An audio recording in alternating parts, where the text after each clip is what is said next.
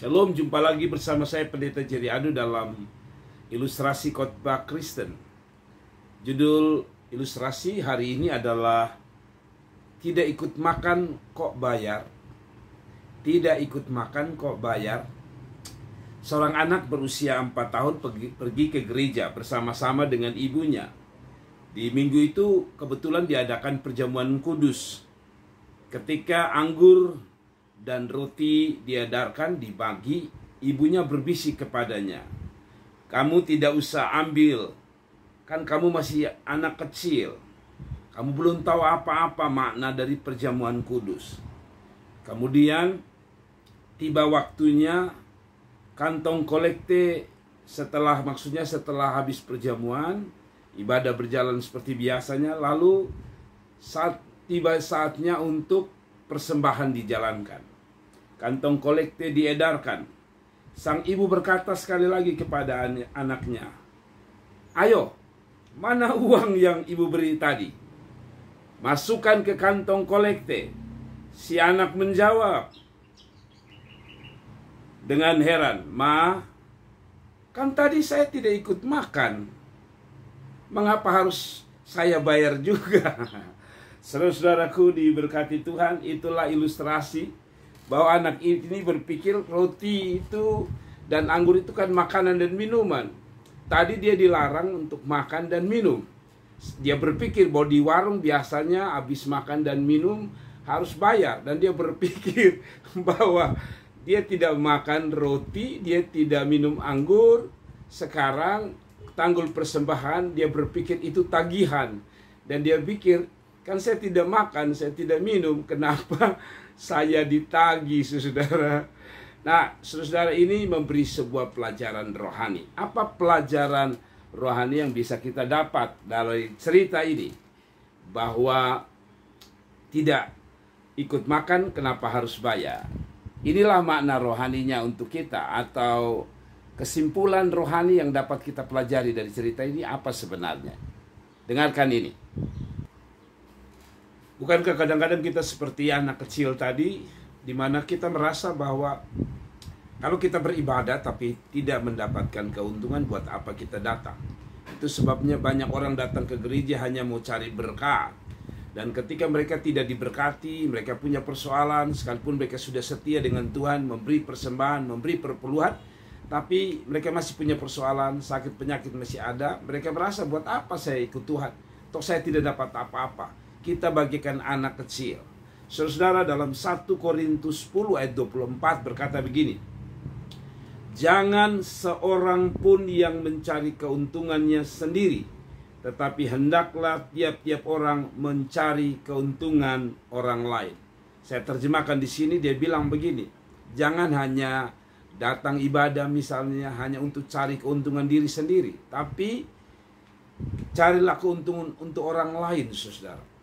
Berapa banyak kita datang datang di dalam ibadah, lalu kita merasa saya tidak perlu lagi ke gereja karena di gereja teman saya mengecewakan. Dan kita merasa bahwa kita dirugikan atau kita tidak diuntungkan. Tetapi Alkitab bilang, carilah keuntungan orang lain. Orang lain di sini satu, kita bukan hanya cari keuntungan untuk diri kita, tapi untuk orang lain. Orang lain itu terdiri dari dua, satu manusia dan satu Tuhan. Saudara datang ibadah, pertama yang saudara untungkan bukan saudara. Yang harus mendapatkan keuntungan ketika saudara beribadah, harusnya Tuhan sebagai sumber kehidupan. Dia dapat keuntungan apa? Pujian penyembahan kita, doa kita, ibadah kita, syukur kita. Tapi hari-hari ini terbalik. Banyak orang ikut Tuhan hanya mau dapat keuntungan. Dia berpikir dia memberi supaya dia diberkati. Dia berpikir dia beribadah supaya dia diberkati dan diangkat oleh Tuhan.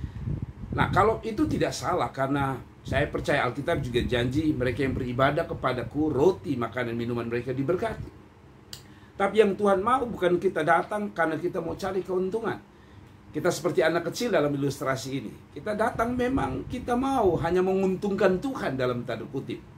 Kita mau menguntungkan Tuhan, itu artinya bahwa kita mau cari kesenangan Tuhan, bukan kesenangan kita. Berapa banyak orang datang ke gereja hanya cari keuntungan pribadi. Misalnya, Saudara, ketika khotbah datang, khotbah yang mengajarkan berkat, dia merasa, oh ini gereja bagus, ini gereja yang menguntungkan. Tapi ketika gereja menyampaikan kebenaran yang mungkin sedikit keras, menyentuh dosa, kadang-kadang kita merasa, saya tidak dapat untung di sini.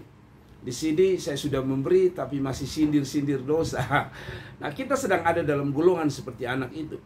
Kita cari yang menguntungkan kita cari yang membuat kita damai. Yang kedua, contoh yang lain. Kita merasa kita datang ke gereja, tapi kita rasa panas. Di gereja ini, saya tidak dapat fasilitas yang baik. Nah, sebenarnya tidak salah, gereja harus menyediakan fasilitas. Tetapi kembali bahwa kita datang pada Tuhan bukan untuk mencari keuntungan pribadi, tapi kita datang karena kita mau menyenangkan Tuhan. Saudara-saudaraku yang diberkati Tuhan, ayat lain yang dapat kita baca tentang jangan cari keuntungan diri. Mari kita lihat ayat yang lain. Misalnya ayat yang ini.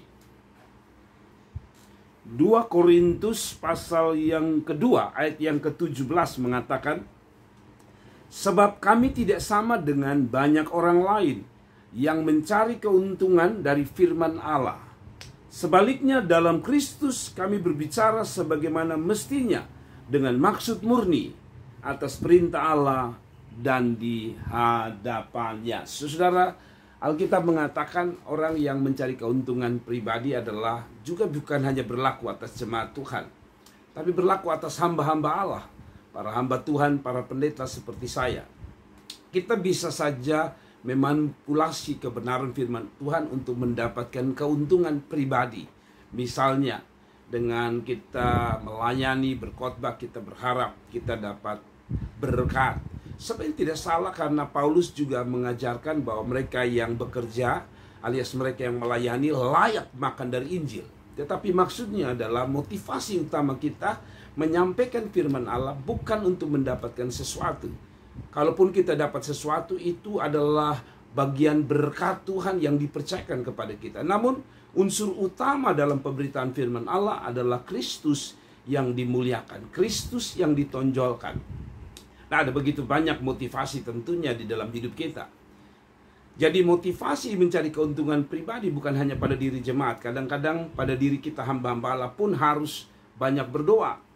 Sebab kadang-kadang kita juga bisa masuk di dalam unsur satu ini, mencari keuntungan pribadi. Dan dikatakan bahwa jangan sampai engkau ambil keuntungan dalam pemberitaan firman Allah. Kembali saya bilang, mereka yang melayani layak makan dari Injil. Tetapi kita bukan melayani untuk bisa dapat makan, tapi kita makan, kalau kita bisa makan, itu semua untuk Tuhan pakai untuk kita bisa melayani Tuhan. Jadi katanya kita melayani bukan untuk dapat makan, tetapi melayanilah, karena saya percaya orang yang melayani dengan tulus akan mendapatkan makan. Tetapi saudara-saudaraku yang diberkati Tuhan, saya coba-coba buka di internet dan saya mendapati ada sebuah cerita yang sangat menyedihkan. Beberapa dari kita mungkin tidak asing dengan sosok bernama atau sosok terkenal yang terkenal dengan televisinya, televisi pemberitaan Injil, sosok televangelis bernama William Todd Kuntz, pendiri dan pemimpin dari Rockwell International Ministry. Saya ambil dari ndcministry.org. Ia dikenal sebagai prophet preaching pastor yang memiliki rutinitas mengenakan setelan jas, mengeluarkan Alkitab, dan mendorong penonton untuk memberikan uang dengan jumlah spesifik. Jadi dalam pelayanannya benar-benar diambil keuntungan secara pribadi dan mendorong penonton untuk memberikan uang dengan jumlah spesifik. Ketika lembaga penyiaran BBC menelpon Rockwell Ministries, tanggapan pertama operator adalah, apakah Anda menelpon untuk menabur benih $219 Anda hari ini? Tahun 2019, akhirnya pembicara ini, Kuntz, dijatuhi hukuman penjara 5 tahun atas penggelapan pajak yang menyembunyikan pendapatan serta aset senilai $1,2 juta atau $1,2 juta dari pemerintah sambil menjalani gaya hidup mewah. Ternyata perihal mencari keuntungan dari firman Allah sudah banyak terjadi sejak zaman Rasul Paulus. Itu sebabnya dalam jemaat di Korintus, dia selalu mengingatkan mencari keuntungan. Dalam bacaan Alkitab hari ini berasal dari kata Yunani kapeleuo, yang berarti menjajakan, memperdagangkan. Jadi dengan kata lain, banyak orang yang memperdagangkan firman Allah demi keuntungan dirinya sendiri.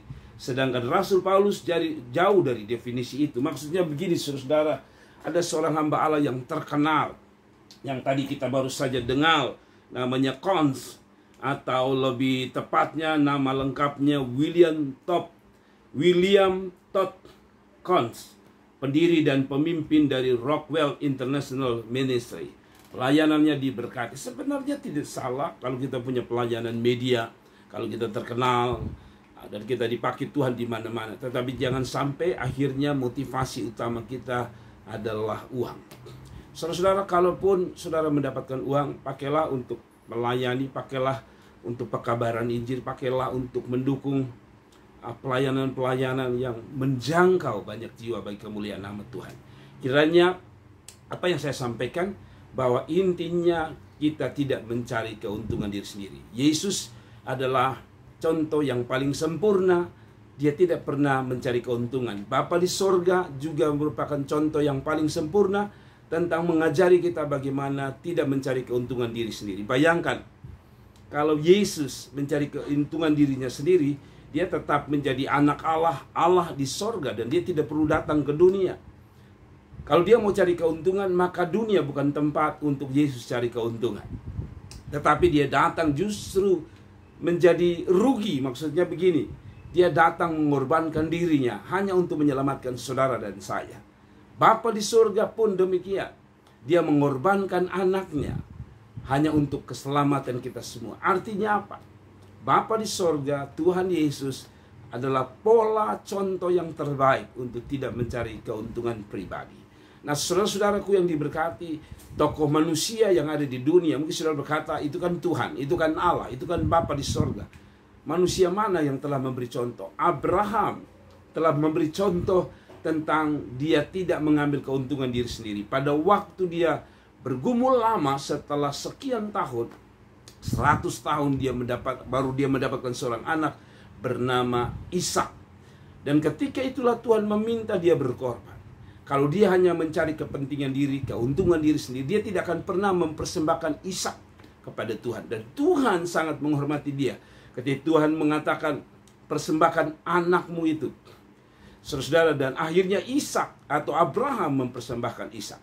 Saudara, hari-hari ini tentu kita sedang dimurnikan perlahan-lahan, termasuk saya dan saudara. Teruslah melayani tanpa motivasi yang salah. Saya selalu punya prinsip seperti ini. Kalau engkau tidak cari kepentingan diri sendiri, engkau menyenangkan hati Tuhan. Saya punya prinsip ini.